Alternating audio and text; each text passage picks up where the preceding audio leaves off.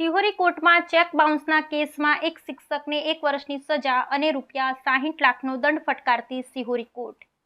કાંકરેજ તાલુકાના રાણકપુર ગામના ફરિયાદી પુનુભા વાઘેલાએ પાટણ જિલ્લાના સમી તાલુકાના બાસ્પા ગામના એક સરકારી નોકરી કરતા કર્મચારીને પૈસાની જરૂર હોવાથી મિત્ર ભાવે મદદ કરી હતી, જેમાં આરોપી યોગી મહાદેવભાઈ ખેમાભાઈ, જેઓ બાસ્પા તાલુકો સમી મુકામે શિક્ષક તરીકે નોકરી કરતા હોય અને ફરિયાદી વાઘેલા પુનુભા શાંતુભા રહે રાણકપુર વાળાના મિત્ર હોય, મહાદેવભાઈને ઘરકામે પૈસાની જરૂર હોય, જેથી પુનુભા પાસેથી તારીખ 15/1/2021 થી તારીખ 26/8/2022 સુધી ટુકડે ટુકડે ₹30 લાખ લઈ ગયેલ હોય અને આ રકમને પુનુભાને તારીખ 16/9/2022 રોજ ચૂકવી આપવાનો વાયદો કરેલ હોય અને તારીખ 16/9/2022 રોજ પુનુભાને મહાદેવભાઈએ ₹30 લાખનો ચેક આપેલ હોય, જે ચેક પુનુભાઈ બેંકમાં ભરતા મહાદેવભાઈના ખાતા ચેકની રકમ જમા ન હોય, જેથી ચેક પરત ફરતા પુનુભાઈએ સિહોરી કોર્ટમાં ટ્રીક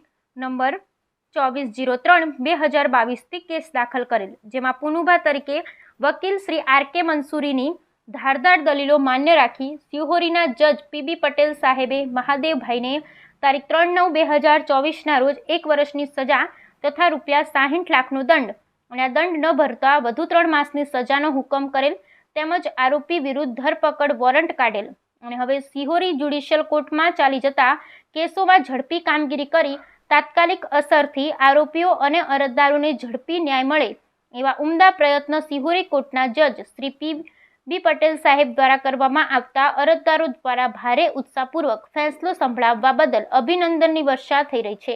હવે સિહોરી કોર્ટમાં ઘણા બધા પેન્ડિંગ કેસોનો નિકાલ કરવામાં આવ્યો છે, જેથી કરી કોઈપણ ફરિયાદી ન્યાયની બાબતે બાકાત રહી ન જાય। સાથે સિહોરી કોર્ટની કાર્યવાહીથી સમગ્ર કાંકરેજ પંથકમાં પ્રશંસા કરવામાં આવી રહી છે। ત્યારે હવે એક શિક્ષકને ₹60 લાખનો દંડ અને 1 વર્ષની સજા ફટકારાતા ભારે ચકચાર ફેલાઈ જવા પામી છે। Bureau report Kanuji Thakor, Kankrej.